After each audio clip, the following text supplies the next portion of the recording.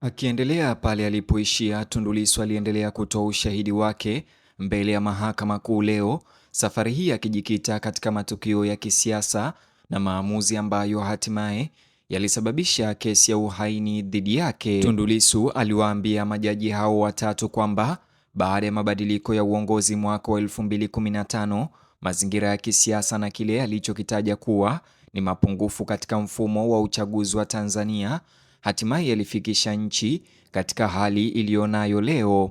Alirejelea uchaguzi mkuu wa mwaka 2020 akisema kuwa mfumo wa uchaguzi haukuwa huru vya kutosha. Alisema wagombea wa upinzani walikuwa wakiondolewa mara kwa mara katika chaguzi zilizopita, lakini akasisitiza kuwa uchaguzi wa mwaka 2020 ulikuwa na hali mbaya zaidi, ambapo makumi ya wagombea ubunge na mamia ya wagombea udiwani waliondolewa. Kwa mujibu wa Tundu Lissu, waangalizi wa kimataifa wa uchaguzi pia walikuwa wameibua wasiwasi kuhusu uhalali na usawa wa uchaguzi huo na kupendekeza marekebisho ili kuzuia migogoro zaidi ya kisiasa. Aliiambia mahakama kuwa wasiwasi huo ulikuwa kiini cha madai ya muda mrefu ya Chadema ya kutaka katiba mpya na tume huru ya uchaguzi. Pia alihusisha madai hayo na kukamatwa na kufungwa kwa kiongozi wa upinzani Freeman Mbowe, akielezea kesi yake ya ugaidi kama sehemu ya mapambano hayo ya kisiasa. Tundu Lissu alizungumzia kurejea kwake kutoka uhamishoni na mkutano wake na Rais Samia Suluhu Hassan barani Ulaya mwezi Februari mwaka 2022. Alisema mkutano huo ulifuatia ujumbe uliotumwa kwake wakati Mbowe akiwa bado gerezani. Kwa mujibu wa Tundu Lissu, alikubali kukutana na rais baada ya kushauriana na viongozi wengine wa upinzani. Alisema alimweleza kuwa hatua ya kwanza kuelekea maridhiano ilipaswa kuwa kuachiwa huru kwa Freeman Mbowe, ikifuatiwa na mazungumzo kuhusu katiba mpya na mfumo huru wa uchaguzi. Tundu Lissu alisema hatimaye Freeman Mbowe aliachiwa huru, jambo lililowezesha viongozi wa upinzani waliokuwa nje ya nchi kurejea. Alisema hatua hiyo ilifuatiwa na mchakato wa kisiasa unaojulikana kama maridhiano uliowahusisha wawakilishi kutoka CCM na Chadema. Hata hivyo, Tundu Lissu aliambia mahakama kuwa mchakato huo hatimaye ulikwama. Chadema iliwasilisha mapendekezo ya marekebisho ya katiba na uchaguzi, lakini kwa mujibu wake serikali hatimaye ilikataa mapendekezo hayo ya chama kwa maandishi mwezi Mei mwaka 2023. Alisema kufuatia hali hiyo, Chadema iliamua kupeleka kampeni yake ya kudai katiba mpya na tume huru ya uchaguzi moja kwa moja kwa wananchi. Tundu Lissu alisema kuwa chama hicho kilizunguka nchi nzima kikielezea msimamo wake na kuwahamasisha wananchi. Alidai kuwa katika kipindi hicho baadhi ya viongozi wa upinzani walitekwa au kutoweka, jambo lililozidisha mvutano kati ya upinzani na vyombo vya usalama nchini. Kisha alizungumzia uchaguzi wa serikali za mitaa wa mwaka 2024 ambao aliuelezea kuwa ni hatua nyingine muhimu ya mabadiliko makubwa. Kwa mujibu wa Tundu Lissu,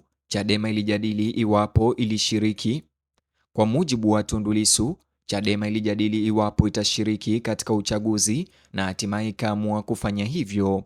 Hata hivyo, alidai kuwa wagombea wa upinzani walioondolewa kwa wingi katika kinyang'anyiro hicho, jambo lililoiacha CCM na udhibiti mkubwa wa uongozi wa serikali za mitaa. Alisema uzoefu huo uliwashawishi Chadema kwamba kushiriki katika uchaguzi mwingine bila kufanyika kwa mageuzi makubwa hakungetatua matatizo ya msingi. Hali hiyo ilipelekea chama hicho kufikia uamuzi mnamo Disemba mwaka 2024, uamuzi wa kupitisha kauli mbiu isemayo no reform no election. Lissu alisitiza kuwa hii haikuwa kauli mbiu yake binafsi bali msimamo rasmi uliopitishwa na uongozi wa Chadema. Alisema msimamo huo baadaye uliidhinishwa na Baraza Kuu la chama pamoja na mkutano mkuu mnamo Januari mwaka 2025, sambamba na kuchaguliwa kwake kuwa mwenyekiti mpya wa taifa wa Chadema. Aliambia mahakama kuwa baada ya kushika wadhifa wa mwenyekiti, chama kilianza kuandaa mkakati wa kutekeleza msimamo huo.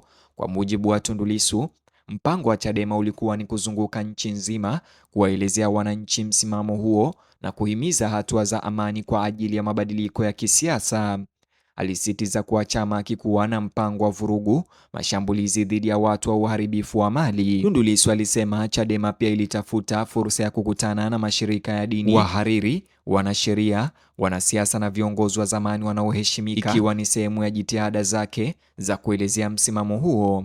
Alitaja mikutano na chama cha wanasheria Law Society, waziri mkuu wa zamani Joseph Warioba na watu wengine wenye ushawishi, pamoja na ziara yake nchini Uganda Machi mwaka 2025 ambapo alitoa mada kuhusu urithi wa Julius Nyerere na demokrasia.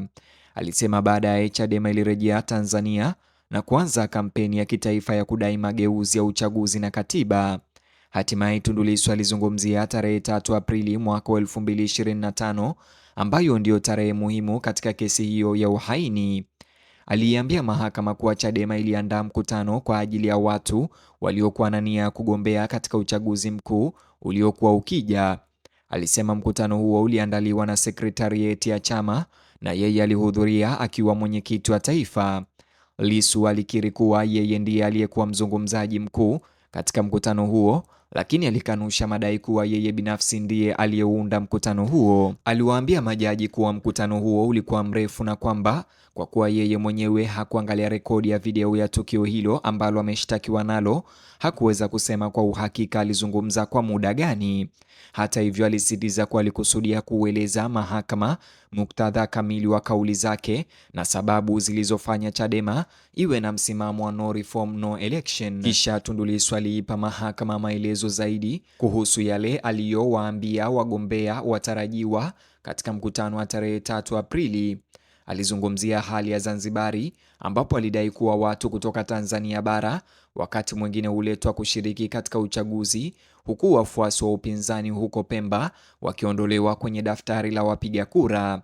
Alisema pia aliwatahadharisha wagombea kuhusu kuondolewa mara kwa mara kwa wagombea wa upinzani na akaeleza kwa migogoro ya uchaguzi mara nyingi haiwezi kushughulikiwa ipasavyo kabla ya uchaguzi kumalizika.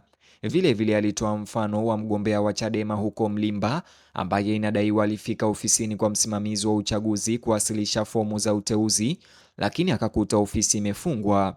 Lissu alisema mgombea huyo baadaye aliambiwa amechelewa. Lissu pia alizungumzia kile alichokiita utekelezaji wa kibaguzi wa kanuni za kampeni za uchaguzi. Vile aliambia mahakama kuwa pia alizungumzia nafasi ya vyombo vya habari wakati wa uchaguzi, akisisitiza kuwa Tanzania inahitaji kanuni imara zaidi ili kuhakikisha utangazaji wa haki wa masuala ya uchaguzi. Vile Lissu alielezea zaidi kuwa alizungumzia taratibu za siku ya uchaguzi na changamoto wanazokabiliana nazo wagombea wanapopinga matokeo yenye utata mahakamani. Kwa mujibu wa Tundu Lissu, masuala haya yote yalikuwa sehemu ya mageuzi ambayo Chadema ilikuwa ikiadai. Pia aliambia mahakama kuwa alipendekeza uwezekano wa kuahirishwa kwa uchaguzi mkuu ili kutoa muda kwa ajili ya mageuzi ya uchaguzi. Lissu vile alipinga vikali tafsiri ya upande wa mashtaka kuhusu kauli zake za tarehe 3 Aprili, akisema madai kuwa alitaka kuchochea uasi au kupindua serikali ya CCM yalikuwa madai ambayo yamepotoshwa kwa kuondolewa katika muktadha wake sahihi. Sasa mtazamaji, kesi hiyo imeweza kuahirishwa hadi tarehe 26 Agosti mwaka wa 2026 saa 3 asubuhi, ambapo Tundu Lissu mwenyewe ndiye aliyeomba kupatiwa muda huo hadi siku ya Jumatano, na ifikapo Jumatano Tundu Lissu anatarajiwa kuendelea kutoa ushahidi wake. Like video hii kisha subscribe kwa taarifa zaidi.